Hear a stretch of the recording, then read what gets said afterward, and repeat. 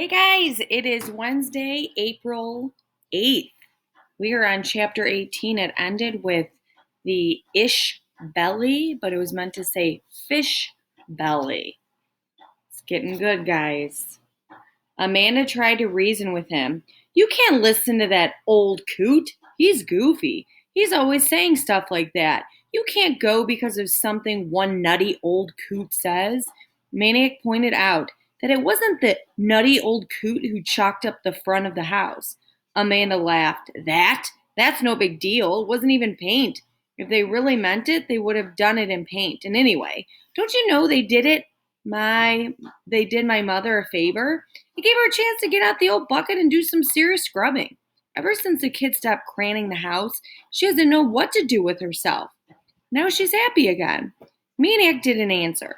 Amanda didn't understand that for most of the hurt he felt was not for himself, but for her and the rest of the family.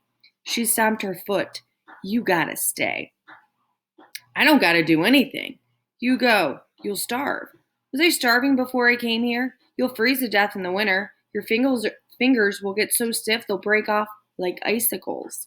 I'll go somewhere, like the deer pen. I'll be okay. Or maybe Prairie Dog Town, huh? How about that? She jabbed him. You could live in a gopher hole. You'd be starving, so that would be perfect because then you'd be so skinny you could fit right down there all snugly in their little tunnels. He shrugged. Sounds cozy. This was driving Amanda bonkers. He was acting so different, all glum and wiseacre answers, as if he didn't care. Not about anything.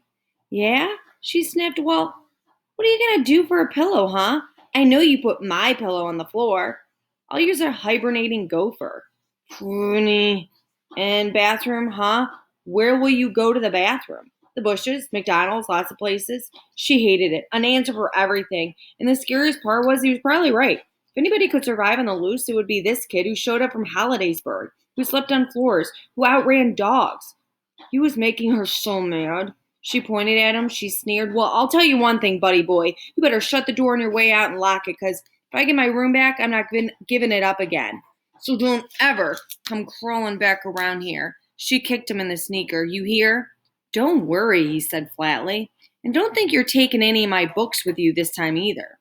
And you can forget about ever getting a chance to win my Encyclopedia A, which I was almost ready to let you do before you went and started acting all poopy. He said, I'll join the library. She jumped up. Ha, you can't. No? No, you need a library card. I'll get one. Ha ha, you can't get a library card without an address. She regretted it as soon as she said it. His head swung, his eyes met hers. His eyes said, why did you say that? Her eyes couldn't answer. He got up and went out and trotted up the street. Amanda cried. She tore a magazine in half. She punched the sofa. She kicked the easy chair. She kicked Bow Wow. Bow Wow went yelping into the kitchen. See, she yelled at the front door. See what you made me do, Jeffrey Magee. Jeffrey Maniac, crazy man, Bozo Magee. He wasn't back by lunch. He wasn't back by dinner. I'm going looking. Amanda told her. Worried parents. No one tried to stop her. She rode her bike all over, East End, West End. She even went to Bridgeport, practically got herself killed on the bridge. She never pedaled so much in her life. She didn't come home till after dark. When her parents headed upstairs to bed, she asked if she could stay up to watch TV. They looked at each other and said, okay. She was nodding off in the middle of some late movie when the door opened and in he walked. What are you doing up so late, he said. I'm incubating an egg, she snarled. He shrugged and went upstairs. She closed her eyes and smiled. Next morning, a little kid from 3 blocks away came knocking at the front door. His yo-yo string had a knot fat as a mushroom. As Amanda watched Maniac tackle the knot, an idea slithered into her brain. When the little kid left with his string good as new, she said, Jeffrey, if I knew some way that would make it okay for you to stay, would you? What do you mean, okay? He said. I mean, that even if there's 1 or 2 people who aren't too wild about you now, and that's all there really are, that even they would like you, and everybody else who already likes you, they'll like you even more? Purely out of curiosity, Maniac replied. How's all that supposed to happen? Amanda told him about Cobble's knot. This is getting us into a really good chapter where he has to untie like this huge knot in front of a huge crowd. So Amanda kind of felt bad in this chapter, but without saying sorry, she's doing it this way to kind of have him show his talent.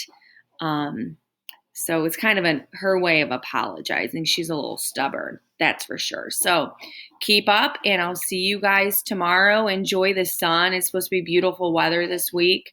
So make sure you are staying up to date with the chapters that I'm reading.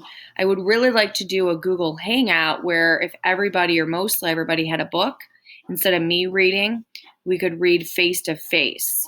So I will be sending out a survey to see how many of you actually have the book in hand, that if we did a Google Hangout, we could read it together instead of me reading it. Some kids have already told me they have the book, so that's kind of cool. And don't forget, there is the PDF that Mr. Rubel put up. So even though I'm reading, you can always go back, pull it up on your computer, and practice reading aloud as well. Making sure when you're doing the comprehension questions that he puts up, that you can refer back to the book, and there's that PDF form. So stay tuned. See you guys soon.